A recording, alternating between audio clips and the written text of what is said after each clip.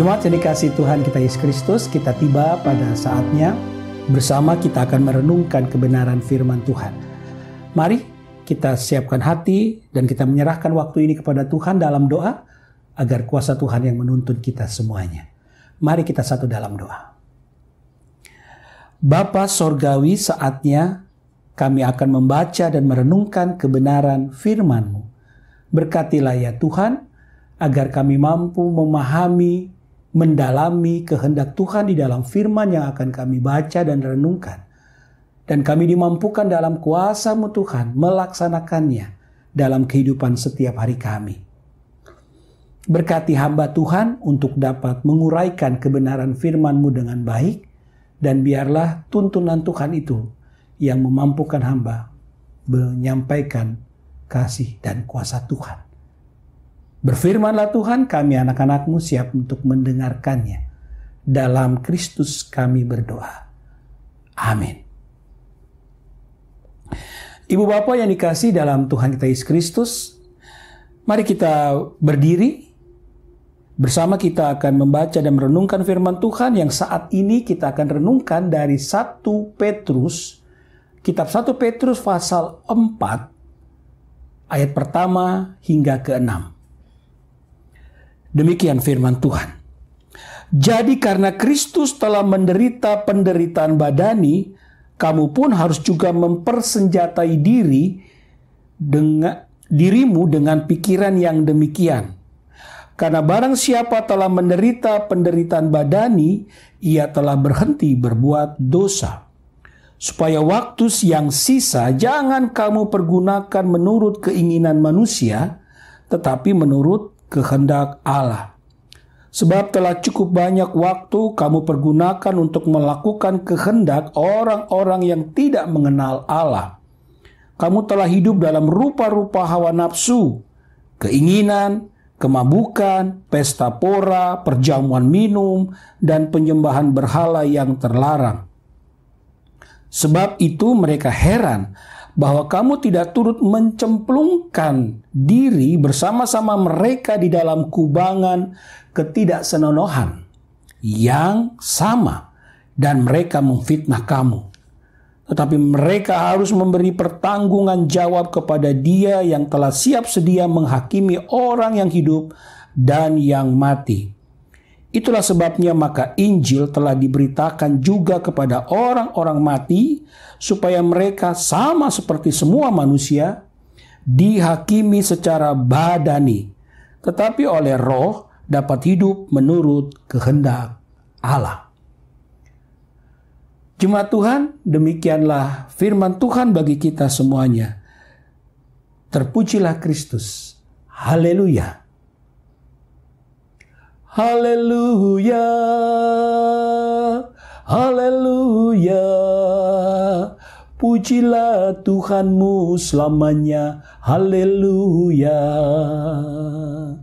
Nyanyi dan soraklah,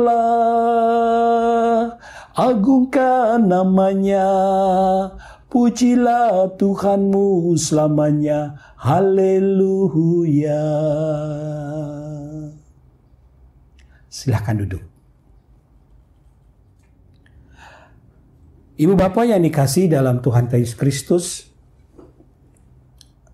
ya, kalau kita mau bicara godaan iman, maka sebenarnya godaan iman itu mau hidup dalam zaman sekarang atau mereka anak-anak Tuhan pada masa awal gereja bertumbuh, sebenarnya sama saja. Maksudnya Ibu Bapak bahwa yang namanya godaan iman itu di mana-mana kapan saja begitu banyak. Begitu banyak hal-hal yang membuat hati ini tergoda untuk tinggalkan Tuhan. Ya, mungkin karena kenikmatan duniawi yang ditawarkan. Mungkin juga karena kondisi ekonomi yang harus diperjuangkan. Mungkin juga karena status sosial, keluarga, masyarakat yang harus diperlihatkan. Sehingga ini menggoda kita untuk meninggalkan iman kita di dalam Tuhan. Jadi ibu bapak, ini bukan persoalan baru. Ini bukan persoalan zaman sekarang. Tapi ini sudah menjadi persoalan sejak adanya gereja. Bertumbuhnya awal gereja.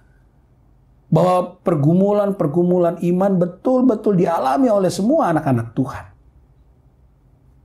Bacaan kita 1 Petrus, sebagaimana kita mulai merenungkannya di hari Minggu kemarin, juga membeberkan begitu banyaknya tantangan iman bagi anak-anak Tuhan di 5 provinsi di wilayah kekuasaan Romawi.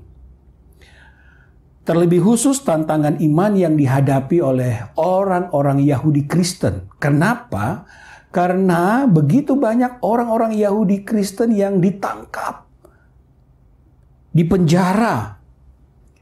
Bahkan ada akhirnya kalau sudah ditangkap, dipenjara, mereka akan mati di sana. Tidak akan keluar hidup-hidup. Tidak ada itu ceritanya. Yang pasti kalau sudah ditangkap, ya sudah. Akhir kehidupan menjadi bagian mereka. Dan mereka menderita. Itulah sebenarnya Bapak Ibu yang disinggung dalam ayat 6. Dengan apa yang Petrus sebutkan. Itulah sebabnya maka Injil telah diberitakan juga kepada orang-orang mati. Orang-orang mati ini bukan orang yang dulu mati dan sebagainya. Maksudnya adalah para martir. Orang yang setia di dalam Tuhan. Ya tadi, akhirnya ditangkap oleh pemerintah Romawi. Karena iman mereka, bukan karena mereka melakukan kejahatan. Dan mereka harus mendapatkan kematian di penjara. Atau mungkin juga di arena gladiator yang biasanya Bapak Ibu orang-orang Kristen ini yang dilemparkan untuk bertarung dengan binatang-binatang buas pada saat itu. Nah, Ibu Bapak, ya tantangan godaan iman itu di mana-mana dialami oleh anak-anak Tuhan. Oleh karena itu Petrus ingin supaya jemaat tetap belajar kuat di dalam Tuhan. Setia di dalam Tuhan. Maka dikatakan kalau kita rujuk lagi di dalam ayat-ayat sebelumnya, berulang-ulang kali Petrus ingin menggugah kesetiaan, kesungguhan iman jemaat. Supaya kembali bangkit, bersemangat, teguh di dalam Tuhan. Pasal 4 dalam bacaan kita. Jadi karena Kristus telah menderita penderitaan badani, Petrus ingin ingatkan bahwa Tuhan Yesus juga mengalami ini. Ini bukan hanya dialami oleh anak-anak Tuhan. Tidak, Tuhan Yesus juga mengalami ini. Dia mau merasakan derita ketika orang-orang mau hidup benar, taat kepada Tuhan. Ingat doa di Taman Getsemani, Bapa kalau boleh cawan ini lalu daripadaku, tetapi biarlah kehendak-Mu yang jadi. Bahwa Yesus mau tegaskan bahwa memang berat, sangat berat. Bahkan ia memohon kalau bisa dilewatkanlah derita ini. Tapi kalau memang itu menjadi bagian dalam tugas sebagai juru selamat, ia siap menjalani. Karena itulah jalan untuk meneguhkan iman anak-anak Tuhan. Maka dikatakan, ayat yang pertama tadi, kamu pun harus juga mempersenjatai dirimu dengan pikiran yang demikian. Tuhan Yesus mau menjalani derita itu. Maka ketika kita menghadapi banyak tantangan, badani terutama, pikiran kita juga seperti apa yang Yesus tanamkan, lakukan. Bahwa ini untuk kemenangan iman. Inilah cara kita membuktikan, kalau Petrus katakan, kesungguhan hati kita yang nilainya lebih dari emas yang fana. Dalam pasal 1 Petrus. Sangat tinggi nilainya. Kalau sungguh-sungguh iman mau setia pada Tuhan, tunjukkan. Dan itu ada dalam pikiran yang betul-betul tertuju pada kehendak dan kemuliaan Tuhan. Ibu bapak yang dikasih dalam Tuhan kita Yesus Kristus, Petrus ingin mengingatkan jemaat supaya mereka betul-betul setia di dalam Tuhan, supaya iman mereka jangan sampai sia-sia hanya karena godaan-godaan, tantangan-tantangan yang ada. Ketika umat setia, lihat, kasih karunia damai sejahtera Tuhan akan tercurah bagi umat Tuhan. Tuhan akan berikan bagi mereka. Perhatikan itu. Dan kekuatan Tuhan itu akan memampukan manusia untuk tetap bertahan dalam segala apa yang ada. Dan yang paling utama adalah janji keselamatan menjadi milik anak-anak Tuhan yang setia kepadanya. Ibu bapak yang dikasihi dalam Tuhan Yesus Kristus, ingat, hidup kita adalah pertanggungjawaban kita kepada Kristus ketika Ia datang sebagai hakim yang agung. Oleh karena itu jangan sia-siakan. Jangan sia-siakan apa yang ada dalam kehidupan kita. Lakukan tetap benar di dalam Tuhan. Inilah yang menjadi pesan Petrus kepada jemaat di 5 provinsi di wilayah kekuasaan Romawi, ibu bapak saudara. Di mana mereka mengalami banyak tantangan iman yang berat secara badani. Nah, ibu bapak saudara, mungkin kita secara badani tidak mengalami tantangan iman. Kita mengaku Kristen, kita mengaku sebagai anak Tuhan di depan orang banyak dan tidak ada yang bisa mengganggu kita. Secara badani kita tetap diterima oleh masyarakat. Tetapi bukan berarti itu membuat kita menjadi terlena. Godaan-godaan itu mungkin secara badani yang dialami oleh jemaat mula-mula tidak kita alami.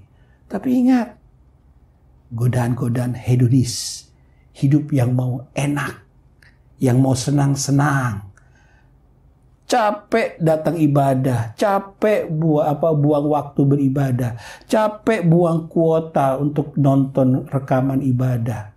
Lebih bagus saya nonton acara-acara hiburan, pikiran tenang, pikiran fresh, senang, dan tertawa, dan semuanya. Perhatikan ibu bapak, itu godaan dalam kehidupan dunia ini. Belum lagi banyak hal di tengah-tengah kehidupan ini. Ekonomi, banyak anak-anak Tuhan yang akhirnya tinggalkan Tuhan gara-gara ekonomi yang berat. Tidak kuat di dalam menghadapi tantangan iman. Tinggalkan Tuhan karena godaan ekonomi. Ataupun juga jabatan. Ataupun juga karena khawatir akan masa depan. Ibu bapak yang dikasihi dalam Tuhan Yesus Kristus. Firman Tuhan pada saat ini mau mengingatkan kepada kita semuanya. Hati-hati. Waspadalah. Supaya apa? Supaya ketika kita harus mempertanggungjawabkan hidup kita. Sebagaimana ayat 5 katakan. Tetapi mereka harus memberi pertanggungjawab kepada Dia yang telah siap sedia menghakimi orang yang hidup dan yang mati. Jangan kita seperti orang-orang yang hidup tidak benar di dalam Tuhan. Tetapi kita betul-betul berani karena kita siap mempertanggungjawabkan hidup kita di hadapan Tuhan. Kelak ketika Dia datang kembali sebagai hakim yang agung. Hidup kita tidak jadi sia-sia. Memang godaan, tantangan untuk tinggalkan Tuhan, untuk melawan kehendak Tuhan begitu kuat. Tetapi kalau Anda belajar setia kepada Tuhan, kalau Anda belajar hidup benar tetap di dalam Tuhan, hidup Anda menjadi hidup yang indah. Karena kemuliaan Tuhan ada di dalam hidup Anda. Dan ini tidak menjadi sia-sia. Karena ini adalah pertanggungjawaban kita kepada Sang Hakim yang agung, Yesus Kristus. Dia nanti datang, tidak sebagai juru selamat lagi. Ingat itu Bapak Ibu. Sekali lagi, Dia datang sebagai Hakim yang agung. Dan kita akan menghadap Dia tidak dengan ketakutan, tetapi dengan keceriaan. Kenapa? Karena kita bisa mempertanggungjawabkan hidup kita yang Tuhan berikan saat ini dengan benar, dengan tetap hidup setia di dalam Tuhan di sepanjang kehidupan yang kita jalani. Tuhan Yesus memberkati. Amin.